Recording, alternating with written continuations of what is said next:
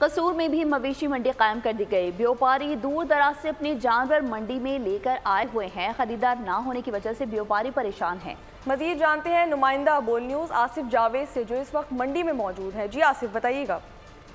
बिल्कुल, कसूर में भी मवेशी मंडी कायम कर दी गई है और यहाँ पर गाहक और ख़रीदार के दरमियान नोक-टोक जारी है। गाहक का ये कहना है कि कीमतें बहुत ज़्यादा हैं और जबकि ख़रीदार का ये कहना है कि जो व्यापारी हजरात हैं रेट बहुत ज़्यादा डिमांड कर रहे हैं। मेरे साथ व्यापारी मौजूद हैं, आइए इनसे बात करते हैं। इनका क्या कहना है कि इतनी ज़्यादा ये डिमांड क्यों कर रहे हैं, इनको किन मसाइल का सामना। जी, क्या कहना चाहेंगे?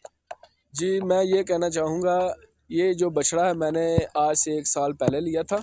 ये उस वक़्त खीरा था, मैंने 1,60,000 का लिया था, ठीक है। 3,60,000 के ये पट्ठे खा चुका है। 1,000 रुपये के 2 मन पट्ठे ये डेली 100 रुपये मन पट्ठे हैं, ठीक है। चोकर तुड़ी में से बकरी डालता हूँ, ठीक है। और मैं इसको परेशान हूँ। मैं 3.5 लाख मांगता हूँ, मुझे कोई 1,60,000 लगाता है, कोई 2 लाख लगाता है, कोई 1,80,000 लगाता है। मैं खुद परेशान हुआ हूँ।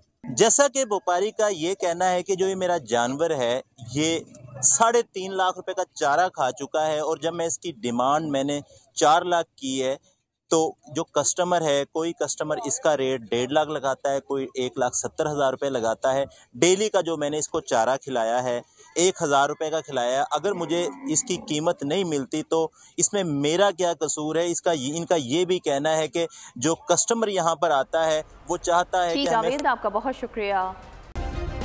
सब्सक्राइब करें और बेल दबाएं ताकि कोई खबर रह न जाए।